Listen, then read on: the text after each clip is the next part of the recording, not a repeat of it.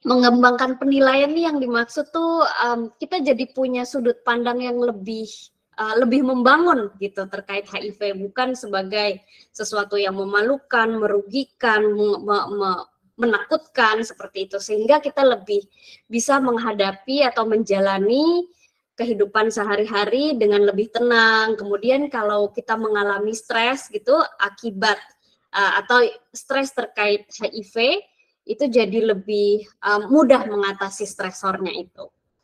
Kemudian selain manfaat, tentunya ada risikonya ya. Kita next slide, Mas. Nah, risikonya yang pertama dan sering diungkapkan adalah khawatir gitu ya, mendapatkan diskriminasi atau mendapatkan respon yang menstigma. Kemudian yang kedua, mengalami penolakan dan pengabaian.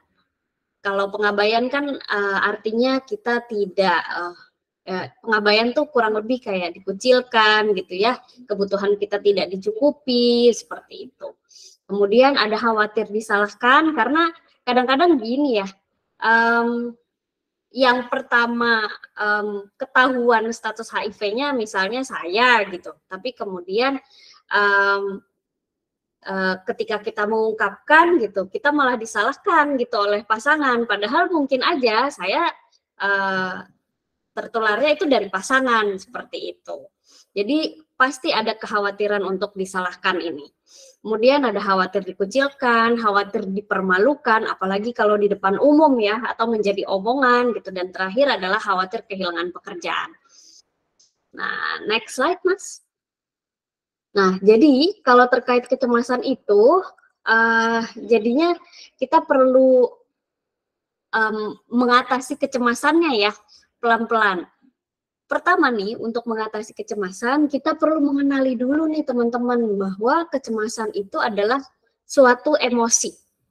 Ya, kecemasan adalah suatu emosi. Emosi itu banyak, ada cemas, sedih, marah, takut, jijik, dan lain sebagainya. Jadi dia bagian dari emosi. Nah, si emosi ini komponennya ada 3, ada komponen pikiran, komponen sensasi tubuh, dan juga tingkah laku. Oke, kita bahas satu-satu ya. Kalau komponen pikiran, itu terkait dengan apa yang kita pikirkan. Misalnya nih, pikiran kita tentang HIV itu seperti apa? Pikiran kita tentang cerita hidup kita itu seperti apa? Jadi itu yang nantinya akan membuat kita mungkin merasa cemas, atau mungkin justru membantu kita untuk mengelola si kecemasan. Nah, maka dari itu kita perlu mengenali pikiran-pikiran yang kiranya tidak membantu kita. Contoh misalnya, pikiran bahwa HIV adalah sesuatu yang memalukan, ya, itu tidak membantu. Pikiran bahwa HIV ini mengerikan, itu tidak membantu.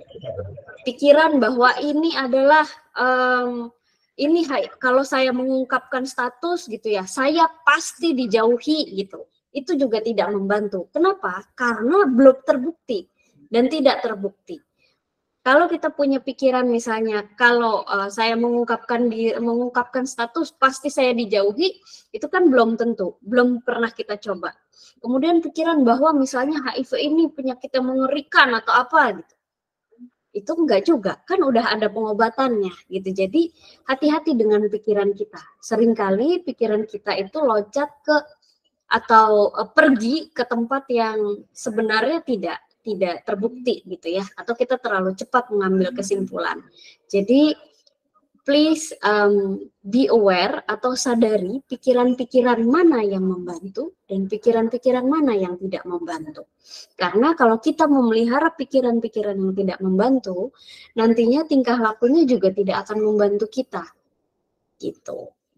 Nah, kemudian elemen atau komponen emosi yang kedua adalah sensasi tubuh.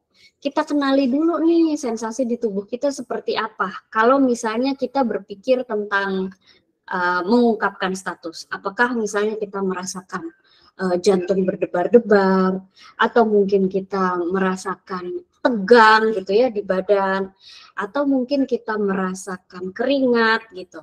Jadi kita kenali nih si sensasi tubuh itu. Kalau misalnya rasanya tidak enak, nah kita coba bikin supaya jadi lebih tenang. Paling mudahnya untuk membuat sensasi tubuh jadi lebih tenang adalah menjangkarkan diri ke napas.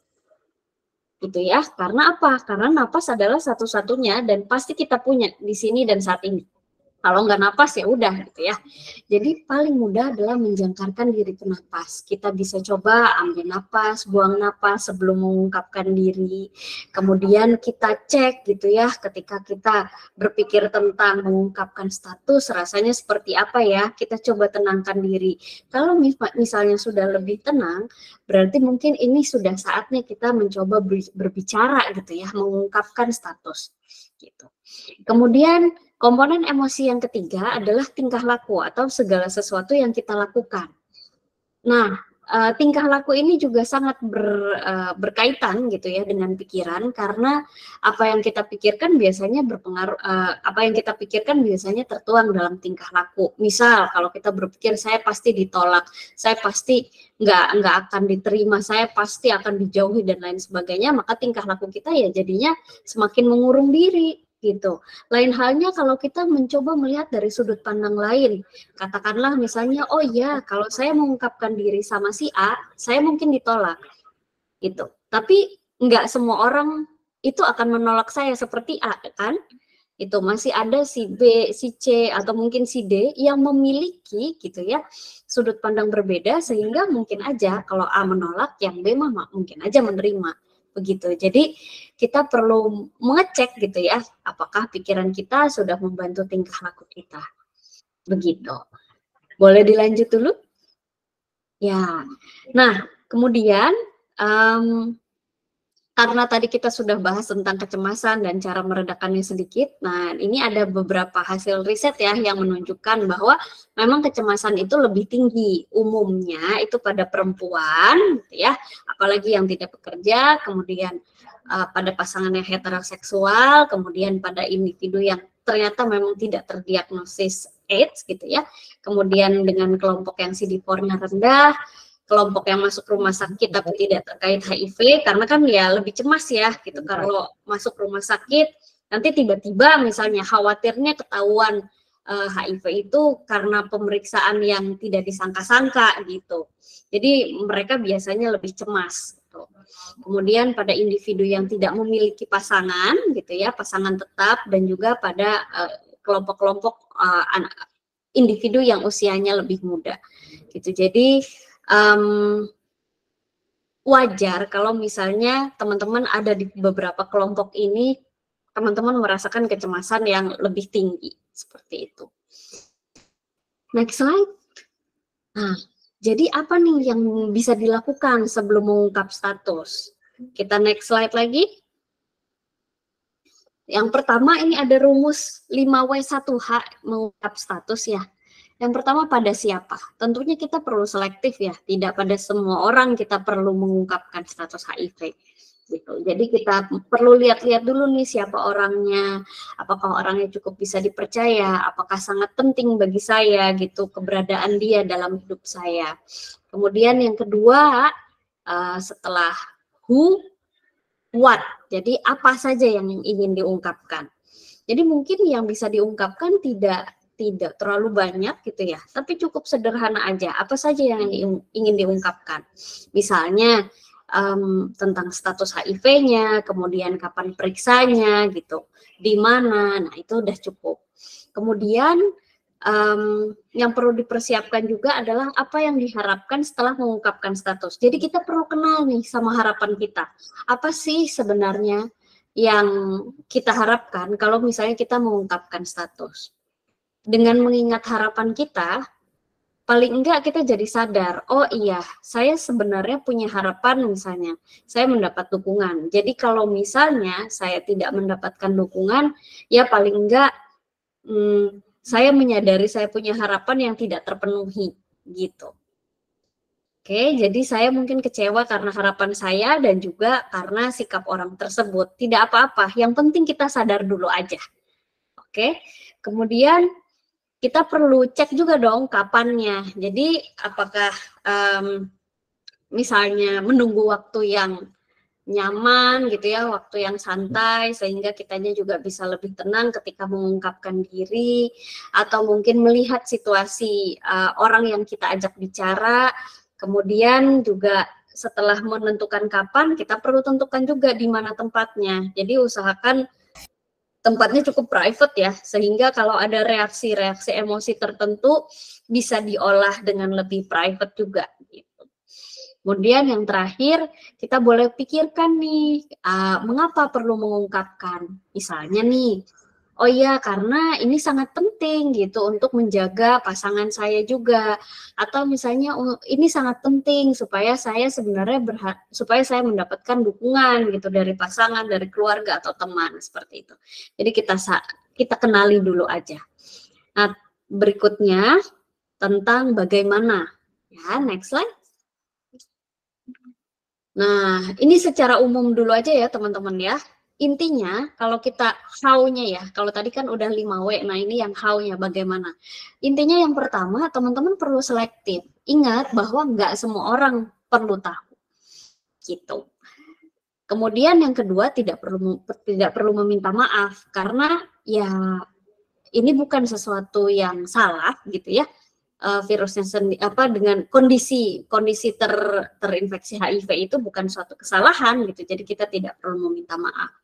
Kemudian yang ketiga, sampaikan dengan sederhana dan cukup ungkapkan fakta aja, tidak perlu sampai cerita panjang tentang kisah hidup, karena kalau misalnya teman-teman mau mengungkapkan kisah hidup juga boleh, tapi ya selektif aja gitu.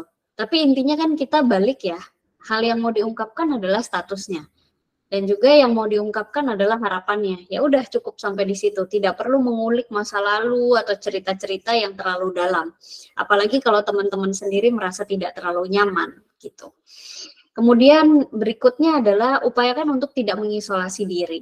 Jadi kalau misalnya teman-teman nggak bisa cerita ke keluarga, ke teman atau ke pasangan, cobalah gabung ke komunitas gitu. Di komunitas itu kan teman-teman bisa ketemu dengan orang-orang yang juga hidup dengan HIV gitu ya. Nah, di situ teman-teman mungkin akan lebih bisa mengekspresikan diri juga ya, lebih bisa mengungkapkan diri dan akan lebih nyaman. Jadi nggak diem aja sendiri. Gitu. Dan di komunitas juga teman-teman bisa mendapatkan dukungan dari sesama anggota komunitas. Dan yang terakhir, tetaplah tenang. Ingat bahwa ketika kita mengungkapkan, kita perlu tenang, dan kita juga perlu tenang ketika menghadapi reaksi emosi dari lawan bicara kita atau teman bicara kita. Jadi kitanya perlu siap dulu, oh ya saya udah cukup tenang, saya juga sudah cukup tenang untuk menampung reaksi atau respon emosi dari orang yang saya ajak bicara. Maka dari itu teman-teman sangat penting untuk menentukan siapa, kapan, di mana, supaya ya bisa mendukung ketenangan ini. Next slide. Nah, ini ada beberapa tips singkat gitu ya tentang mengungkap status HIV ya. Kita mulai dulu dengan pasangan. Kalau yang pasangan nih teman-teman, sampaikan dengan sederhana dan langsung dan secara langsung. Jadi kalau kita sampaikan dengan tatap muka kan lebih enak ya. Jadi di dalamnya kita bisa menciptakan komunikasi dua arah juga. Kemudian apresiasi juga buat diri kamu yang sudah mempraktikkan seks aman gitu dengan pasangan seksual. Artinya dirimu sudah bertingkah laku penuh tanggung jawab gitu ya dengan orang tersebut atau dengan pasangan. Kemudian yang ketiga, apabila orang tersebut merespon negatif, ingat bahwa itu hanya dari satu orang. Jadi nggak semua orang akan berespon sama. Jadi itu tadi kita balik lagi yang ke awal tadi ya tentang kecemasan yang ada di pikiran. Nah, jadi tidak semua orang itu akan punya respon yang sama. Dan apa yang kita pikirkan belum tentu pasti terjadi. Gitu. Kemudian yang terakhir, ingat bahwa pasanganmu juga membutuhkan waktu untuk memproses informasi yang dirimu sampaikan. Jadi kasih ruang juga ke dia untuk memproses informasi tersebut. Reaksi mereka atau respon mereka itu bisa berubah juga kok seiring berjalannya waktu. Next.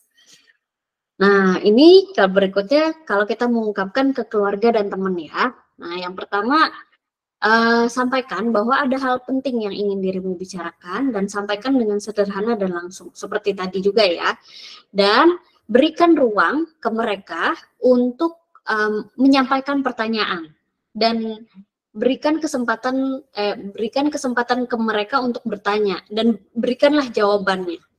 ya. Kemudian sampaikan juga bahwa mereka tidak perlu terlalu khawatir karena kan memang sudah ada pengobatannya ya yang bisa dilakukan secara rutin. Kemudian jika ada isu terkait HIV ya sampaikan isu terkait HIV, misalnya oh ya saya perlu dirawat atau mungkin saya lebih mudah terkena infeksi penyakit yang lain atau apa gitu. Jadi kalau memang ada isu-isu terkait itu ya disampaikan aja. Kemudian yang paling penting juga itu juga minta mereka untuk tidak berbagi informasi tanpa seizin kamu. Karena gimana pun juga tadi kalau kita bicara pengungkapan diri kan kita lagi menyeimbangkan ya antara kejujuran kita dengan privacy gitu atau kerahasiaan. Jadi minta ke mereka untuk tidak membagi informasi tentang dirimu ke orang lain. Kemudian sampaikan dengan jujur bentuk dukungan apa sih yang sebenarnya kamu butuhkan dari mereka. Dan sampaikan juga makna atau arti mereka bagi diri kamu. Dan seberapa besar kasih sayangmu pada mereka. Dan terakhir, nggak perlu takut untuk menunjukkan perasaan dan seberapa penting isu ini bagi kamu. Jadi kayak ya kita jujur aja gitu pada orang-orang terdekat kita karena mereka juga perlu tahu gitu. Mereka perlu tahu dukungan apa yang sebenarnya kita harapkan dengan kita mengungkapkan diri dan pengobatan seperti apa yang kita jalani supaya ya kita juga tetap sehat gitu. Kemudian berikutnya, nah kalau ke employer ini intinya sih ke ini ya. Kalau ke employer intinya ke pemberi kerja ya, ke pemberi kerja. Nah, pertama yang perlu diingat adalah kalau memang status HIV-mu bisa berdampak pada performa kerjamu, maka itu disampaikan. Tapi kalau misalnya status HIV-nya tidak akan berdampak kepada performa kerja, maka tidak ada kewajiban untuk mengungkapkan status itu.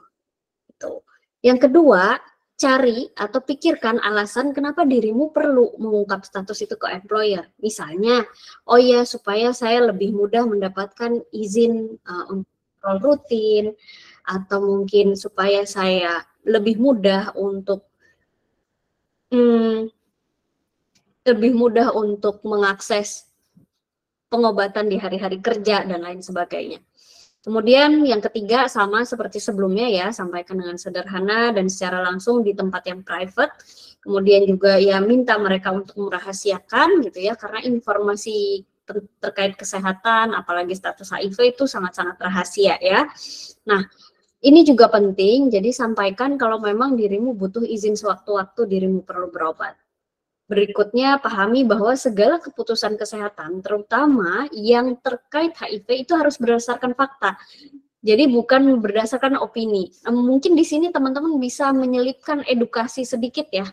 Jadi employer atau pemberi kerja itu bisa tahu hal-hal terkait HIV yang sifatnya fakta, bukan opini atau mungkin hoax gitu ya, hoax yang beredar di masyarakat. Kayak misalnya, nggak boleh berjabat tangan, nggak boleh satu ruangan, nggak boleh satu tempat makan atau satu tempat minum, kayak gitu. Jadi teman-teman boleh menyelipkan edukasi juga di situ. Kemudian berikutnya kita perlu menyadari juga gitu ya bahwa beberapa pemberi kerja mungkin akan mendukung dan beberapa pemberi kerja mungkin ya tidak akan memberikan dukungan dan itu sangat mungkin membuat kita kecewa gitu. Dan izinkan teman-teman untuk merasa kecewa dan marah atau mungkin merasa tersakiti gitu ya kalau memang sekiranya mendapatkan penolakan gitu. Tapi ingat, satu employer itu tidak sama dengan employer atau pemberi kerja lainnya. Oke. Nah, next slide. Ini kalau kita mau cerita ke rekan kerja ya, intinya sih sama, sampai ini secara sederhana dan secara langsung, kemudian minta mereka untuk merahasiakan. Dan kemudian yang ini penting juga ya, jadi sampaikan sebenarnya dukungan apa sih yang teman-teman harapkan itu dari mereka. Dan terakhir ya, perlu dipahami juga gitu bahwa tidak semua rekan kerja adalah teman kita gitu. Jadi kita juga perlu siap-siap gitu ya, kita perlu menyiapkan batin kita kalau misalnya orang lain atau rekan kerja yang lain itu mengetahui informasi tentang diri kita. Jadi untuk yang rekan kerja ini ya pilih-pilih aja. Kalau memang menurut teman-teman ini sangat penting, misalnya nih teman rekan kerja yang memang teman-teman tahu orangnya jujur, baik gitu ya, dan memang ada hubungan kerja yang erat gitu dengan teman-teman, dan mereka sangat penting gitu. Misalnya kalau teman-teman lagi sakit, mereka yang akan backup kerjaan teman-teman. Terus mereka juga orangnya baik, benar-benar baik. Nah, itu perlu dikasih tahu. Tapi kalau sekiranya tidak terlalu berhubungan erat gitu ya dalam hal pekerjaan, ya mungkin tidak perlu tahu juga gitu. Berikutnya, kalau kita mau kasih tahu ke tenaga kesehatan. Nah, ini sih tenang aja ya teman-teman ya, karena memang semua tenaga kesehatan itu mereka terikat sama hukum untuk menjaga kerahasiaan pasien. Jadi nggak apa-apa kasih tahu aja, karena mereka juga akan memahami kok bahwa statusmu itu adalah informasi yang rahasia atau sifatnya terbatas, sehingga mereka itu memang tidak boleh mendiskusikan statusmu di hadapan pasien lain gitu. Jadi tenang aja. Nah, terus pahami juga bahwa rumah sakit atau fasilitas kesehatan itu bisa berbagi informasi mengenai statusmu itu ke asuransi. Apalagi kalau yang asuransi pribadi ya. Kalau memang informasi tersebut diperlukan untuk membayar layanan kesehatan yang dirimu akses. Dan yang terakhir, kalau misalnya rasanya ragu gitu ya untuk mengungkapkan status, coba kontak ke organisasi layanan HIV atau mungkin ke komunitas. Barangkali dengan mengontak mereka, dirimu akan memahami apakah penting gitu untuk mengungkapkan status supaya bisa mengakses fasilitas atau layanan kesehatan yang sesuai dengan kebutuhanmu. Jadi kalau ragu, jangan disimpan sendiri, tanya aja ke komunitas atau orang yang memang betul-betul bisa dipercaya gitu. Nah, kalau dari saya sudah cukup nih. Nah, ini ada beberapa referensi dan terima kasih. Saya menantikan nanti waktu untuk diskusi dan juga mendengarkan testimoni ya. Terima kasih Mas Chandra. Saya over lagi ya. Siap, terima kasih Mbak Rina. Nah, Mbak, thank you banget Mbak untuk informasinya komprehensif banget. Aku udah catat hampir 2 lembar. Dan teman-teman juga di sini udah banyak yang dari tadi raise hand dan nulis di kolom chat box nih. Mungkin bisa aku langsung kita buka sesi tanya jawab kali ya Mbak Rina ya. Karena teman-teman udah mulai banyak yang nanya. Yang sudah raise hand atau yang di kolom chat box dulu deh Mbak. Mbak, di dalam kolom chat box ini ada beberapa pertanyaan, Mbak. Aku izin membaca. Nah, ini. Oke. Mbak Rina, apakah audit yang memiliki kondisi kesehatan sudah viral load-nya ini tidak terdeteksi kali ya, TDTM ini? Tidak terdeteksi bisa beraktivitas seperti layaknya orang non-HIV. Nah, apakah ini perlu dibuka status ke keluarga? Nah, mungkin ini nanti Mas Riza ini relate sama paparan yang tadi Mbak Rina sampaikan. Lanjut pertanyaan ini masih dari Mas Riza, Mbak. Nah, ketika membuka status kepada orang lain, harus siap juga memberikan edukasi nih tentang isu HIV yang valid agar tidak menimbulkan stigma buruk dari orang lain. Banyak teman-teman saya nih yang ngebuka status tapi sekedar ngebuka status aja tanpa memberikan edukasi. Nah, gimana nih? Silakan Mbak Rina. Oke, terima kasih buat Mas Riza, salam kenal. Ya, terima kasih atas pertanyaannya. Jadi untuk ODIF yang kondisinya sudah sehat gitu ya, ya tentunya sudah bisa beraktivitas gitu. Nggak ada salahnya juga kan. Misalnya bisa dimulai nih dengan aktivitas-aktivitas yang ringan-ringan dulu, tapi bisa dilakukan secara konsisten atau rutin. Jadi bukan yang langsung aktivitas yang sibuk banget atau langsung padat gitu ya, tapi boleh dimulai sedikit-sedikit gitu ya, bertahap. Jadi kalau mau mulai beraktivitas juga nggak langsung yang padat, boleh dicoba aktivitas-aktivitas yang kecil-kecil tapi rutin bisa dilakukan. Kemudian perlu buka status nggak ke keluarga? Nah, ini balik lagi, ini menjadi keputusan personal ya. Kita perlu pertimbangkan tadi, coba deh tanya ke diri kita, sebenarnya alasan kita mengungkap status ke keluarga itu apa?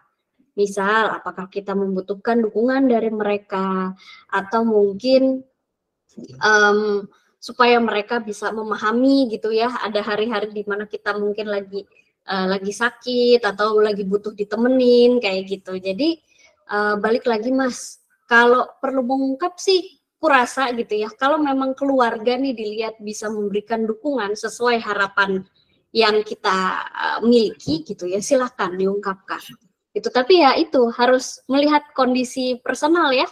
Kalau misalnya keluarganya kalau misalnya nih, misalnya mengungkapkan sendiri itu rasanya terlalu sulit, ya kan? Boleh misalnya keluarganya diajak gitu ke fasilitas kesehatan, jadi bisa dibantu gitu untuk menjelaskan hal-hal yang valid gitu dari tenaga kesehatan. Mungkin kalau cuma dari biasanya kalau cuma dari keluarga agak kurang dipercaya gitu ya. Tapi kalau sudah tenaga kesehatan yang bicara, biasanya kan keluarga lebih mudah untuk percaya gitu ya. Nah, kemudian berikutnya ini benar nih. Jadi Mas Riza ya, banyak yang hanya buka status aja tapi nggak memberikan edukasi. Nah, jadi ya ini dia pentingnya mengedukasi diri kita dulu. Sehingga ketika kita menjelaskan, kita bisa memberikan penjelasan yang valid, kita bisa memberikan penjelasan yang benar, dan itu bukan sekedar hasil baca-baca, tapi mungkin dari hasil konsultasi gitu ya, bukan baca-baca di Google doang ya, tapi hasil konsultasi dengan tenaga kesehatan. Kemudian kalau kita bisa bawa brosur atau apa, kita bisa sampaikan juga ke mereka. Jadi dengan begitu kita juga bisa meminimalisir stigma, ya nggak sih? Stigma itu kan seringkali timbul karena pemahaman yang tidak luas gitu ya. Jadi cuma tahu lihat luarnya doang nih gitu, tapi dalamnya tuh nggak benar-benar paham. Jadi itu dia, untuk melindungi diri kita juga gitu dari stigma, ya kita perlu mengedukasi diri dan membawa persiapan juga ya, kurang lebih seperti itu. Thank you, Mbak Rina. Mbak, nah tadi relate nih terkait pertanyaan dari Mas Riza ini, nyambung sama pertanyaan dari Mbak Santi nih.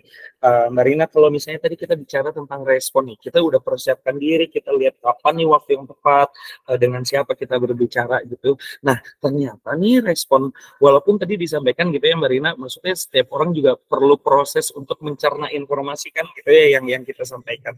Nah, kalau responnya itu ternyata negatif nih ke apa yang kita sampaikan gitu ya, karena ini Mbak Santi itu, Mbak Arnesa Santi juga sampaikan menyampaikan kepada orang tuanya lalu malah disudutkan, dijauhi gitu. Nah, berarti kan responnya negatif nih. Nah, tindak lanjutnya sebenarnya sih Mbak Rina, apa yang harus kita lakukan? Apakah kita terus-terusan kita kasih informasi lagi padahal dianya udah orang itu udah kayak denial gitu, atau mungkin ada sudut pandang lain Mbak gitu ketika menghadapi situasi ini? Baik. Terima kasih Mbak Arnesa Santi. Pertama gini, kita perlu memberi ruang juga pada orang lain untuk memiliki sudut pandang yang berbeda ya, untuk memiliki penilaian atau ya kalau di psikologi istilahnya cognitive appraisal gitu ya, intinya penilaian atau karena sudut pandang yang berbeda itu.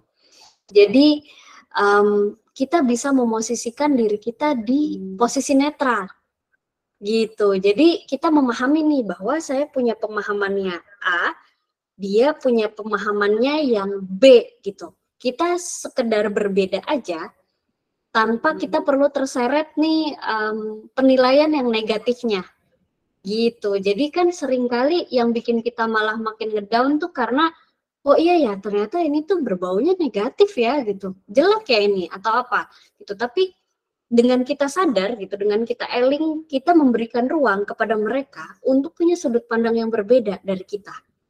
Itu nggak apa-apa. Oke, mungkin saat ini gitu ya, dia masih punya sudut pandang yang berbeda dari kita dan mungkin kesannya negatif, tapi nggak apa-apa. Itu stay di mereka. Tapi buat saya sendiri, HIV ini tidak negatif. Bahkan dengan saya menyadari bahwa dan saya bertanggung jawab atas atas kesehatan saya, ya itu adalah cara saya menjaga diri saya gitu ya. Kemudian kalau misalnya apakah itu bisa diterima? Gini Mbak, intinya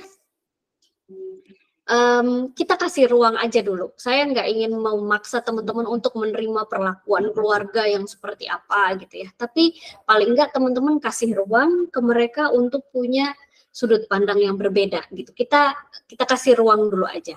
Kemudian kalau misalnya mereka langsung tiba-tiba menjauh, seperti paparan saya tadi ya, respon mereka akan berubah seiring berjalannya waktu. Kita nggak pernah tahu kok. Gitu. Mungkin saat ini sedang menjauh. Tapi mungkin seiring berjalannya waktu gitu ya, kita pelan-pelan gitu tetap baik sama mereka, tetap bertanggung jawab dengan kesehatan kita, tetap apa ya, ya tetap menjadi diri kita yang sebenarnya tidak berbeda juga gitu ya. Nah, bisa jadi akan terjadi perubahan gitu di mereka. Begitu. Mungkin nanti ada teman-teman yang bisa kasih testimoni gitu ya, dari pengalaman hidup yang lebih nyata gitu. Cuman kalau dariku sih sekedar itu ya, sekedar kita memberikan ruang bahwa mereka bisa punya pandangan yang berbeda. Jadi kita tidak terseret dalam stigma negatif yang mereka sampaikan. Begitu. Ingat bahwa mungkin stigma karena kurang pengetahuan juga. Jadi ya kita kasih waktu juga gitu ke mereka untuk memahami, dan kitanya juga perlu menyediakan diri untuk apa ya? Untuk menjawab pertanyaan-pertanyaan mereka. Begitu kurang lebih. Jadi nggak kita maksa, tapi kita kasih ruang. Oh, kamu kalau ada yang mau ditanya, tanya aja. Seperti itu. Nah, berarti Mbak Rina dan teman-teman ini sebenarnya aku banyak baca Mbak di dalam kolom chatbox ini pertanyaannya hampir relatif sama gitu ya, pertanyaannya tentang bagaimana proses penyampaiannya. Kalau boleh aku mem-wrap up dari hasil diskusi kita, berarti teman-teman, Mbak Rina tolong dikoreksi kalau salah. Berarti teman-teman kalau menurutku sih apa teman-teman ketika kita proses penyampaian itu juga gimana cara kita menyampaikan berpengaruh juga nggak sih Mbak? Maksudnya kalau kita ceritanya ya kitanya belum siap gitu, maksudnya dalam proses kitanya belum tahu informasi secara utuh, belum tegar ya, quote and quote gitu ya. Kita cerita sambil nangis-nangis juga ya pasti orang juga akan netting gitu ya Mbak Rita. Iya enggak sih? Tapi kalau misalnya kitanya udah paham betul gitu ya, penularannya gimana, pengobatannya gimana gitu ya. Kita ceritanya juga dengan tenang, mungkin bisa jadi orang yang kita ceritain juga akan tenang juga nggak sih Mbak? Jadi kayak mirroring gitu ya? Iya nggak sih? Ya benar kan Mbak. Nah ini Mbak menarik terkait apa namanya yang tadi kita diskusikan gitu ya Mbak.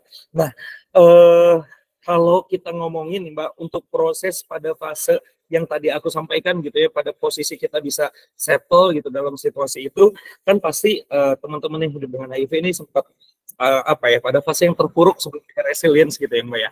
Nah mungkin bisa di sharing Mbak kira-kira untuk mempercepat proses apa namanya resilience itu tuh mungkin ada kiat-kiatnya gitu Mbak, prosesnya gimana gitu supaya akhirnya teman-teman juga siap untuk membuka status kepada pasangannya, kepada anak atau kepada kolega.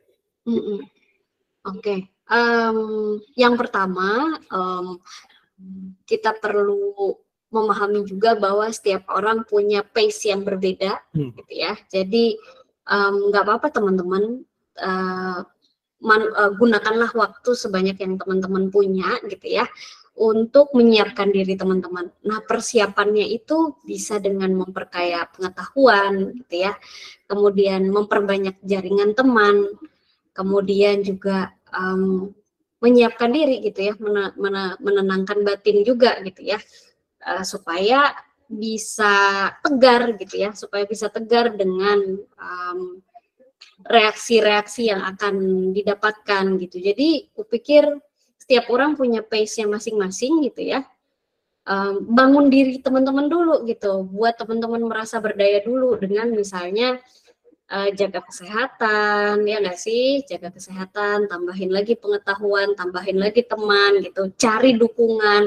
Entah misalnya teman-teman nggak bisa sendiri ya cari dukungan, entah dari tenaga kesehatan atau dari komunitas yang memang betul-betul apa ya, memang betul-betul sumber informasi atau sumber dukungan yang tepat gitu, bukan asal cari dukungan gitu.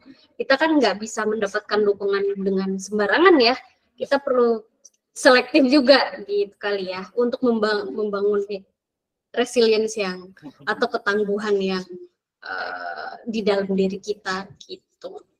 Nah, berarti Mbak, untuk teman-teman wilayah Jakarta nih, misalnya ada yang masalah untuk mengungkap status, silahkan datang ke Puskesmas Kramat Jati. Bertemu dengan gitu ya. Boleh. Kalau di Jakarta kan udah banyak tuh psikolognya ya. Ada tuh di sekitar 23 puskesmas. Boleh nih, misalnya ketika konsultasi ke poli HIV-nya gitu, request dong gitu, misalnya pengen ke konsul ke psikolog juga gitu, saya mau siap-siap buka status, atau mungkin mau didampingi gitu ketika buka status atau gimana gitu ya, silahkan. Mbak, udah ada virtual sessionnya belum sih kalau misalnya di wilayah Jakarta, misalnya di Kramat Jati gitu, untuk teman-teman misalnya yang nggak bisa datang, misalnya di wilayah kan di sini aku lihat ada kayak Kasakura dari Sorong gitu, aku lihat juga ada dari beberapa wilayah provinsi lain gitu ya, misalnya kayak mau by phone gitu, apa ada belum sih Mbak atau belum ya? Nah itu dia, jadi gini Mas, ini kan namanya Puskesmas Kramat Jati ya. Oh iya benar juga. Jadi bukan Puskesmas Indonesia. Oh iya benar juga. Oh iya harusnya itu gitu. Namanya puskesmas wilayah. Jadi kita mainnya di wilayah gitu. Mungkin perlu advokasi juga ya. Betul. Buat teman-teman di daerah untuk kanan psikolog gitu. Jadi bisa tertangani juga gitu yang di daerah, karena kalau dari seluruh Indonesia ke DKI ya kita kelabakan juga ya nggak sih? Gitu.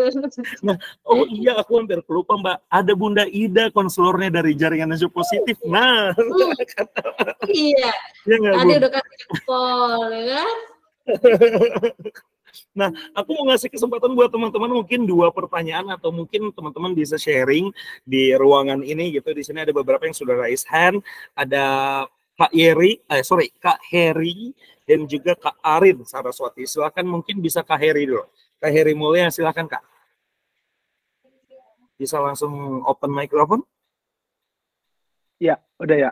Udah. Assalamualaikum warahmatullahi wabarakatuh. Nama saya Heri. Dari Kabupaten Bekasi, ini Dok. Saya mau nanya. Hai Dok, cantik banget. Hai, ini karena filter. Oh, gitu. Oke Dok, saya mau nanya 2 sih. Ini pengalaman pribadi saya.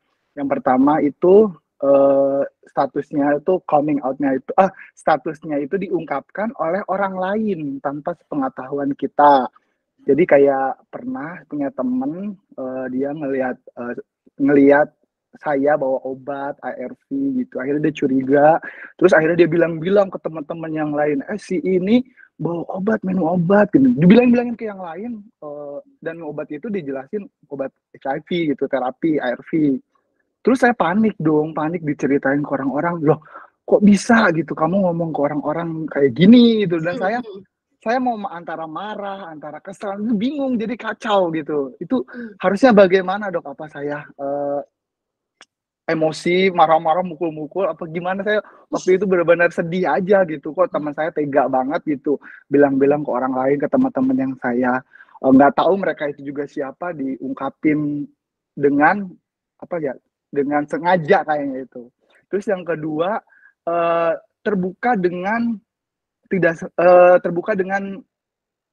gini Dok, saya teledor naruh obat misalkan di tempat kerja, naruh botol ARV gitu kan, terus di rumah juga ada orang tua, itu mereka baca-baca otomatis tuh mereka, yang di rumah sih baca, cuman yang di tempat kerjaan nggak sengaja kebaca gitu, terus langsung ngejat saya, kamu kayak gini, kamu HIV ya gitu. Kok kamu bisa ngomong kayak gitu? Ini obat apa gitu? Oh, saya panik lagi di situ. Jadi terungkap dengan peristiwa ya kalau itu namanya sebutnya ya.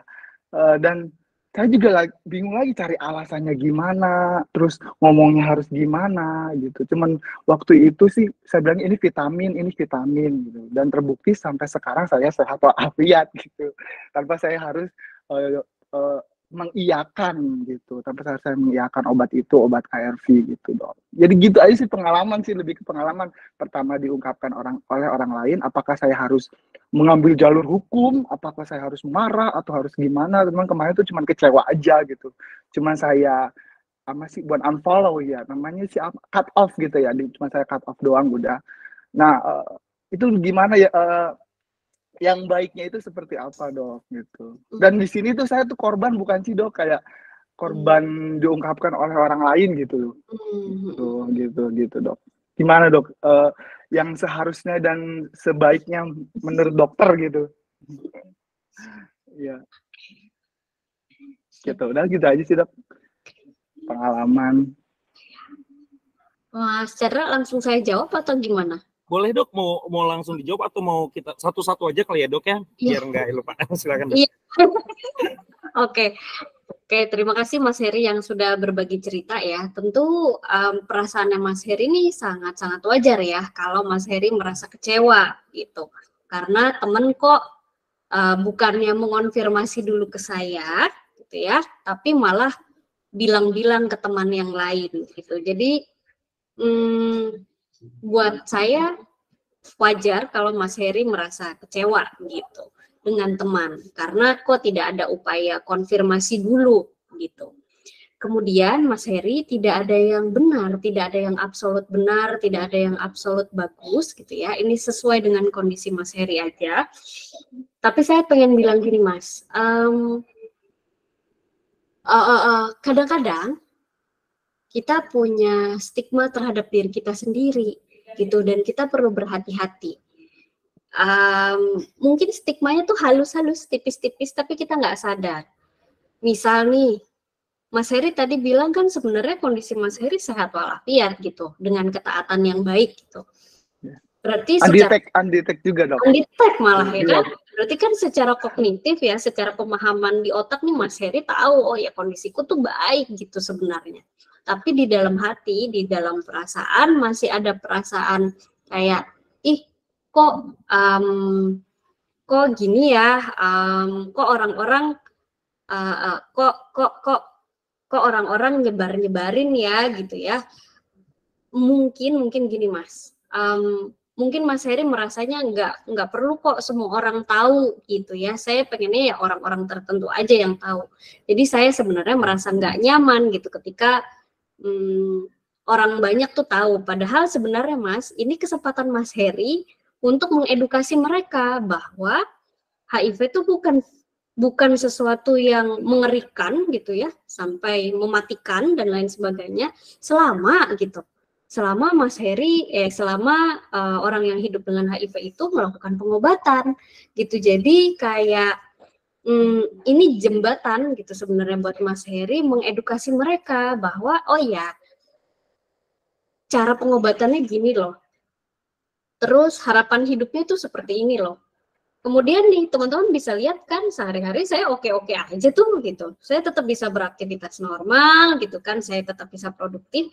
Dan yang paling penting adalah hoax-hoax yang ada di lapangan gitu ya tentang penularan HIV dan lain sebagainya itu tidak benar. Gitu. Iya. Gitu. Jadi Mas Heri berhak merasa kecewa gitu ya, karena dia tidak mengonfirmasi ke Mas Heri, tapi kemudian aku pengen Mas Heri lebih kuat dengan mengingatkan diri bahwa oh ya sebenarnya Mas Heri bisa nih mengedukasi mereka kayak gitu. Karena Mas Heri secara pikiran tuh udah tahu ini tuh oke, nggak kenapa-napa gitu. Apa maksudnya ini tuh bisa sesuatu yang bisa terkontrol gitu, bisa diobatin, dan itu sudah terbukti di diri saya sendiri gitu ya Mas ya. Iya. Gitu. Kurang lebih seperti itu. Apakah ada yang mau disampaikan lagi atau ditanya, Mas? Terkait tadi 5W itu benar-benar valid banget dan saya pernah praktekkan itu Dok. Ternyata itu tuh 5W ya di sini tuh. Iya, dan benar-benar valid. Aku apa ya? Yang 5W itu aku oh iya gitu kemarin tuh kayak gitu ya. Oh iya berarti benar. Gitu aja. Iya. Jadi dipikirin nih ke siapa ya nggak sih? Iya. Orang ya nggak. Iya benar. Kapan waktunya, terus yang paling penting ya nyiapin dirinya kita juga. Gitu. Ya udah kiranya Dok, makasih Dok. Jadi lebih percaya diri dan lebih sehat sih. Iya, amin. Sehat-sehat Mas Heri. Terima kasih. Terima kasih Mas Heri. Ya. Kalau kita nyampein juga misalnya mau ke teman terdekat walaupun dia baik tapi lagi PMS gitu kan ya Mbak Rani. Iya. Ya kan lemong juga kan gitu kita marah-marah jadinya. Iya. Atau enggak malah jadi sedih-sedih atau gimana gitu kan. Jadi terhanyut sama emosi atau apa gitu. Padahal secara faktual gitu ya, secara realita it's okay. Iya, betul. Ini bukan sesuatu yang memalukan, bukan sesuatu yang mengancam jiwa banget gitu. Setuju, thank you. Mbak, ini sebenarnya aku lihat di quiz untuk Raisen ini ada banyak banget sebenarnya. Ada 6 orang, cuma apa namanya Mbak Rani, aku mohon ketersediaan untuk tetap ada di ruangan meeting. Masih ada, kita panggil kali ya untuk teman kita yang karena yang udah hadir ini ada Mbak Udur Mauli. Nah nanti teman-teman Mas bentar juga, ya, aku ambil obat dulu sebentar. Boleh? Ya. Siap. Thank you Mbak, siap. Nah sambil kita menunggu dari Mbak Rani juga masih untuk ambil obat. Di sini ada Kak Udur Mauli, boleh sudah bergabung Kak Udur? Halo. Halo, selamat siang. Nah, sepertinya sudah. Halo, Mbak. Apa kabar?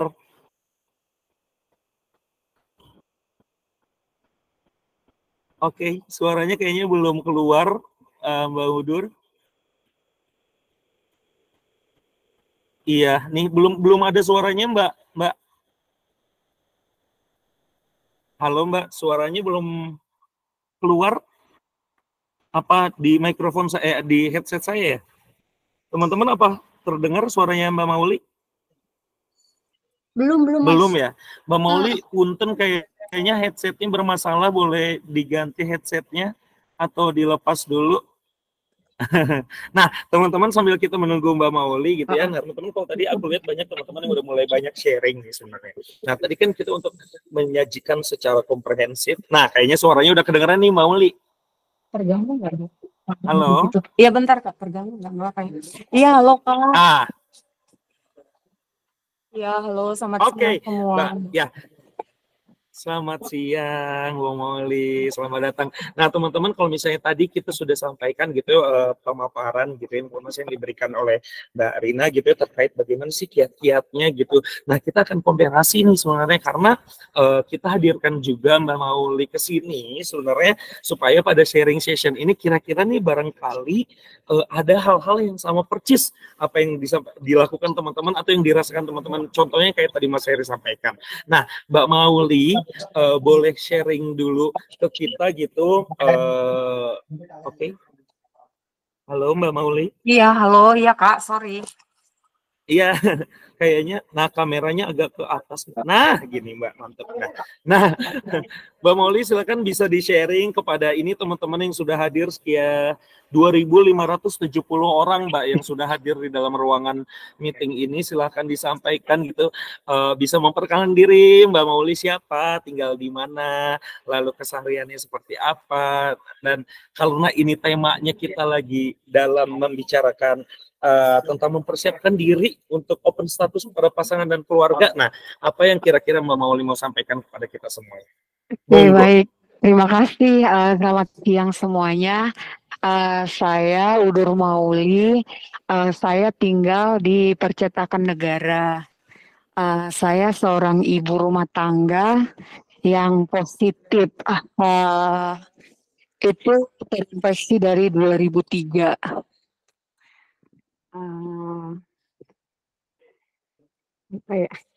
Nah, Mbak Mauli, ya, nggak apa-apa. Mbak, tadi kan kalau misalnya tadi kita ngobrolin dari awal gitu ya, gimana sih prosesnya teman-teman banyak yang sharing nih. Nah, kalau boleh tahu yang Mbak Mauli, nah, semangat nih Udur tuh dari Kania. Iya, makasih. Yang pernah Mbak Mauli rasakan ketika membuka status, mungkin Mbak Mauli silakan bisa cerita gitu, mungkin kepada pasangan atau kepada anak yang dilakukan Mbak Mauli itu apa aja sih Mbak gitu, sampai akhirnya misalnya anaknya Mbak Mauli tahu dan menerima dan mengerti gitu. Siapa tahu ini yang menjadi teman-teman di sini juga bisa melihat dan mencontoh gitu Mbak Mauli mangga. Awalnya sih aku dari memberitahukan itu kepada orang tua itu 2008. persisnya Agustus seperti ini ya. Oke. Dan itu dengan harapan pengennya sih bagaimana orang tua aku itu supaya dapat support dari keluarga gitu. Dan pada akhirnya apa yang saya harapkan itu di luar ekspektasi saya semua. Karena di saat bertemu awalnya sih gara-garanya kan almarhum suami saya sakit. Nah terus saya kasih tahu papa saya cuma bilang boleh suntik mati gak gitu. Udah akhirnya sampai meninggal. Papa setelah 2 hari meninggal, papa saya datang ke Jakarta, terus mengetahui status saya. Nah waktu itu bapak saya berangkat pergi ke rumah keluarga lah, karena dia nggak mau nginap di rumah saya kan, di rumah mertua saya. Akhirnya bapak saya ke rumah kakak saya ikut antar. Terus bapak saya juga menceritakan status saya, dan di situ kakak saya pas saya makan gitu kan, saya cuci piring, ngapain gitu, cuci piring, udah buang piringnya, semua cairan yang ada di dalam tubuh kamu itu udah mengandung virus gitu. Akhirnya piring saya dibuang. Terus singkat cerita lagi, berapa hari kemudian bapak saya kirim uang untuk saya kan. Emang sih bapak saya support untuk keuangan, tapi tidak mau bertemu, tidak mau ibaratnya yang apa ya, kayak bersentuhan gitu, najis banget lah gitu kan. Terus abang saya juga gitu, begitu saya terima dapat uang dari bapak saya, dia memberikan uang itu pun gimana sih, kayak najis banget gitu, nih gitu. Padahal mereka itu kan istrinya perawat gitu, udah di situ sih saya bilang, oh begini. Nah semua saudara saya yang ada di Jakarta bilang, udah pulang katanya gitu. Ngapain di Jakarta bertahan gitu kan. Aku mikir lagi, bapak saya aja kayak najis gitu. Gimana gue harus pulang gitu kan. Ya udahlah bertahan. Nah, keluarga dari suami sendiri pun waktu itu sama gitu kan. Waktu saya saya kan koma ya, kurang lebih di RSCM waktu itu. Nah, begitu sembuh bisa dinyatakan boleh pulang, aku bilang sama kakak ipar gitu kan, kita kan ini kak aku udah boleh pulang gitu. Terus katanya, aduh kamu gimana mau pulang ke sini, jangan ke rumah ya, jangan ke rumah, nanti semua kena gitu. Terus itu saya di taksi aja itu udah nangis gitu, bingung harus mau kemana gitu kan. Ya udah, oh akhirnya waktu itu ada teman gereja ya, teman gereja waktu itu, kak jangan sedih, ke rumahku aja katanya gitu. Diajak dia tuh ke rumah dia gitu. Sampai pada akhirnya saya juga itu kan dalam setahun itu aku bisa dibilang 2 kali inilah masuk rumah sakit gitu kan. Nah yang kedua kali itu saya ke gereja, sampai akhirnya saya bilang gini, pulang dari rumah sakit, saya tanya, saya kan sama pendetanya manggil papa, papa saya minta maaf, kenapa non katanya, papa tahu gak aku sakit, tahu, papa tahu dari mana, udah langsung dipelukan, aku minta maaf ya pak gitu. Di situ aku, oh masih ada yang peduli gitu kan, udah itu mulailah nyaman di situ kan. Nah seiring waktu juga sih untuk anak saya baru kemarin mengetahui statusnya di 2003. Nah dari umur 0 sampai 14 tahun itu dia tidak mengetahui statusnya, tapi dia selalu minum obat. Nah di saat dia minum obat itu dia pernah bertanya, kenapa sih Mi harus minum obat katanya gitu kan. Nah kebetulan dia kan sama kakak-kakak ipar. Terus aku bilang sama kakak ipar saya, Bungoy, ini anak kan nggak selamanya harus kita tutup statusnya. Langsung saya diancam. Kalau kamu mau ketemu dengan anak kamu, kamu cukup diam, tutup mulut katanya gitu. Biar kita semua yang handle katanya gitu. Kalau kamu ada rezeki, kamu kasih anak kamu. Nggak perlu untuk status dia gitu. Oh, tapi seiring waktu juga saya bilang, sampai kapan harus begini gitu kan. Karena kalau dia bertanya, ini obat buat apa gitu kan. Mereka hanya bilang, ini untuk kulit kamu, ini untuk kulit kamu gitu. Nah udah gitu, karena dia komplain terus minum obat, nah akhirnya adiknya juga dikasih obat, vitamin. Suatu ketika dia bilang gini, Dek, yuk kita tukeran yuk. Kamu minum obat aku minum obat kamu. Akhirnya kan adiknya bilang, Mami, itu, iya kenapa? Aku disuruh minum obat ini. Udah teriak semua histeris kan. Terus saya bilang, inilah yang perlunya kita harus kasih tahu anak itu sakitnya apa. Udah. Pada akhirnya kakak-kakak saya semua udah nggak ada, meninggal. COVID kemarin. Di situ aku gabung lagi dengan anak-anak. Nah, di situ aku coba bilang, Dek, kamu kalau aku sih gini, selalu menceritakan pekerjaanku kan. Dek, Mami dari mana sih kok pulang malam mulu gitu kan. Ini tadi ada om atau tante atau siapa gitu, kakak gitu. Aku menceritakan. Dia nangis gitu kan. Ini Dek kondisinya seperti ini. Nah, ini omnya gara-gara tidak mau minum obat gitu. Nah, waktu itu terus saya pertemukan dia dengan satu komunitas namanya Lentera Anak Pelangi. Nah, disitulah dia mulai mengetahui,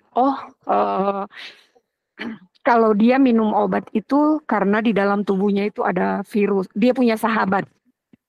Aku tanya, emang sahabat kamu itu apa sih, Dek? Gitu. Virus. Kamu tahu nggak nama virusnya apa? Enggak. Oh, udah. Seiring waktu terus berjalan gitu kan. Suatu saat, itulah di 2000, di bulan Maret kalau nggak salah. Dia itu kan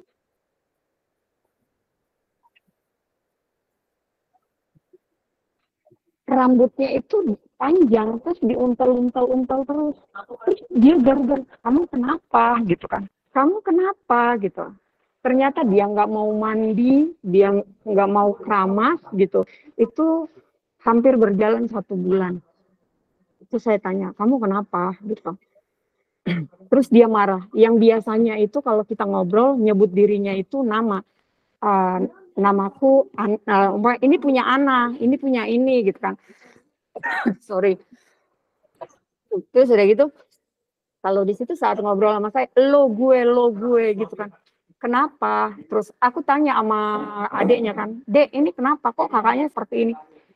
Ternyata dia udah bikin kayak note gitu di handphonenya dia. Tuhan, apakah saya meninggal hanya gara-gara kutu gitu. Nah, aku coba untuk mengorek gitu kan. Terus kamu tahu nggak sih selama ini kenapa kamu minum obat? Tahu? Kamu tahu apa nama sahabat kamu? Udah. Apa? HIV kan? Gitu. Virus kan? Iya. Oh ya, udah berarti udah tahu. Aku pikir, sorry. Aku pikir udah mengetahui status seperti itu, dia mengungkapkan itu, udah selesai dong perkara. Ternyata dia ngambek, dia ambil obat, dia lempar. Lo jahat sama gue, katanya gitu. Hah? Jahatnya kenapa? Gue kan punya saudara, tapi kenapa lo ngasih virus sama gue doang? Sementara saudara gue enggak gitu kan. Udah di situ.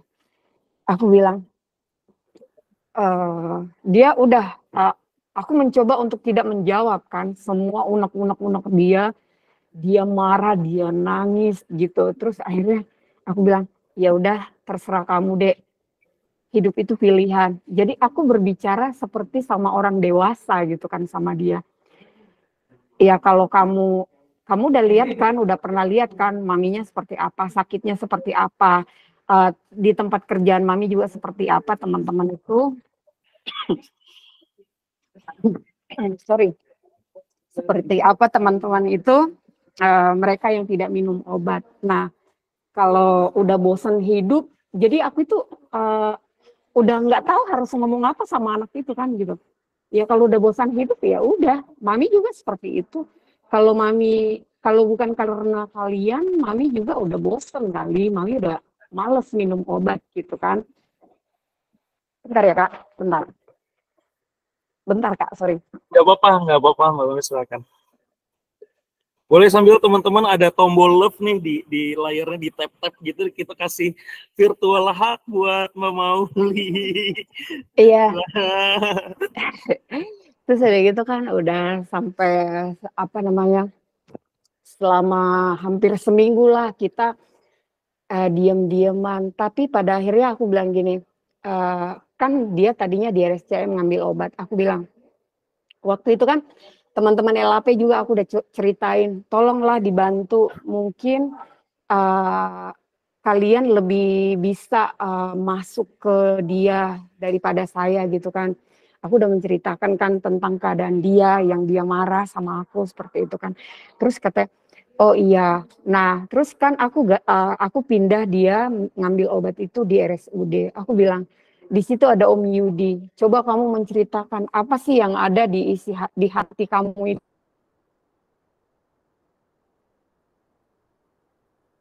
itu, apa yang membuat kamu itu jadi kayak benci sama aku gitu. Nah, dia itu menurut itu jahat gitu.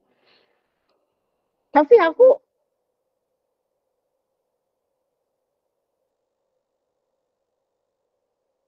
apa ya?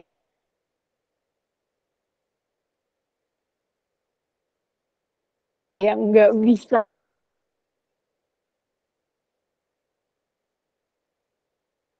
bilang, bapak lo yang ngeluarin gue gitu. Sama Om Debat. Tapi sebelumnya juga aku udah cerita sama Mas Yudi kan. Mas Yudi, ini anak ini seperti ini. Coba nanti Mas Yudi yang ngobrol apa yang dibutuhkan, seperti apa sih yang dia mau gitu kan. Gitu. Tapi ya bersyukur banget waktu itu aku juga nggak tahu Mas Yudinya ngomong apa. Akhirnya dia bisa bilang begini, "Mi, aku minta maaf, aku udah bisa terima. Oke lah kulit aku seperti ini nggak apa-apa. Tapi aku minta tolong, jangan ada yang nanya kenapa aku minum obat, kenapa kulit aku, dan segala macam," katanya gitu. Oh, kalau cuma itu yang kamu inginkan, oke. Mami janji, siapapun yang nanti yang akan ini kamu, istilahnya mengganggu kamu lah gitu kan. Mami siap maju gitu. Terus aku langsung bilang sama teman-temannya di sekolah, tolong kalian jangan pernah menyinggung tentang kulit dia, tentang pribadi dia. Kalau kalian nggak mau berteman sama dia, udah nggak apa-apa gitu. Nah, untuk sekarang ini aku juga nggak tahu, sama teman-temannya itu dia juga udah mau bergabung gitu. Nah, ya intinya sih kalau aku sama buat siapapun di sini yang punya anak yang mendengar di sini, kita lebih baik jujur sama anak itu,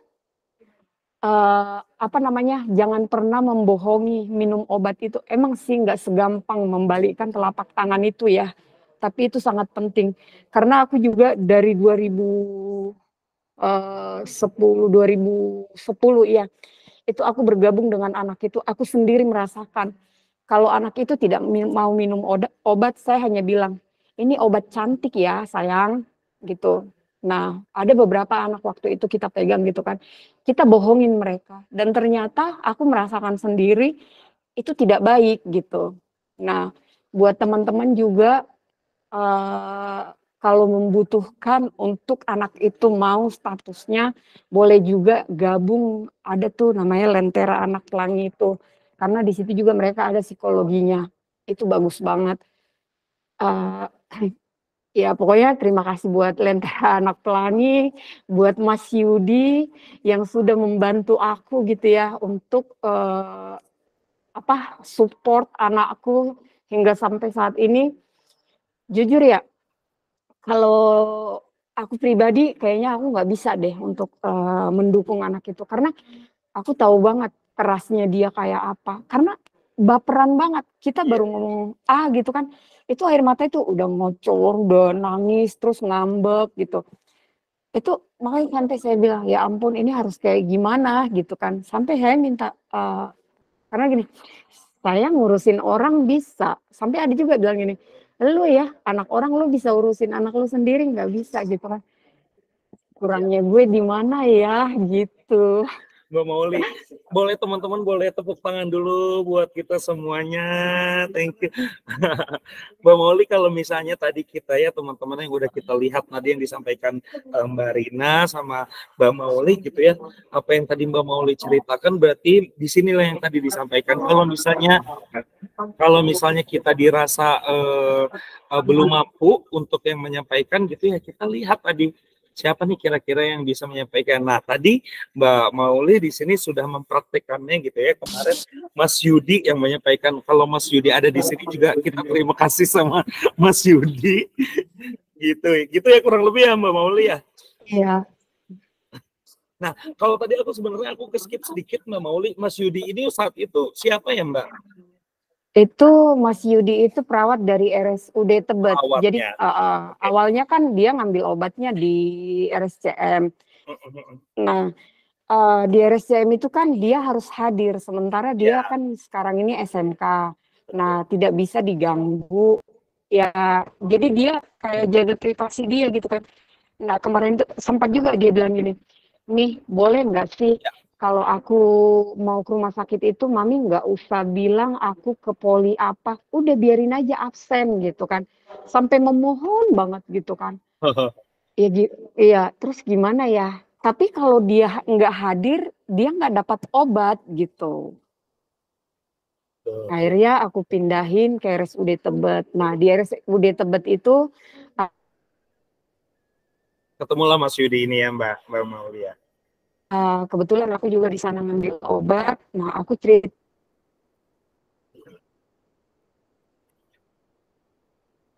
ya, aku ketemu dengan Mas Yudi, aku menceritakan, Mas Yudi kayak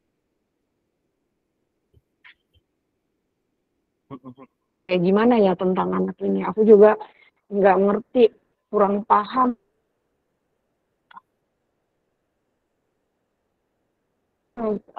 Untuk ininya dia, sampai aku bilang apakah aku perlu bawa dia ke psikolog ya gitu.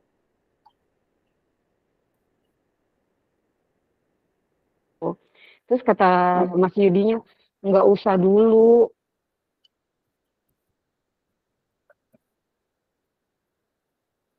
Nanti malah dia merasa dirinya itu kenapa gitu.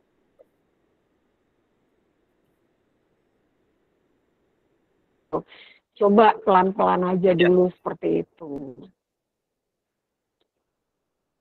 Iya Mbak Mauli. Nah, thank you banget sharingnya Mbak Mauli. Kita Dan apresiasi senangnya sekali lagi kemarin dia katanya kan mereka itu aku harap apa yang tadi disampaikan ya. Halo. Semacam ya, Mbak Mauli. Bikin minum obat tentang pertemuan ya, nggak apa-apa kita harus minum obat gitu.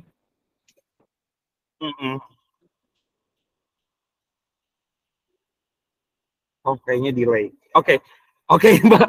Thank you Mbak Mauli atas sharingnya Mbak Mauli, dan aku rasa juga teman-teman di sini banyak banget yang terbantu gitu ya tadi paparan yang diberikan oleh Mbak Rani, Mbak Mauli. Tapi teman-teman sorry banget gitu waktu kita dibatasi oleh waktu gitu, dan ini sudah jam 14.35 jadi nanti mungkin teman-teman aku yakin masih banyak pertanyaan yang teman-teman kepin tanya gitu ya.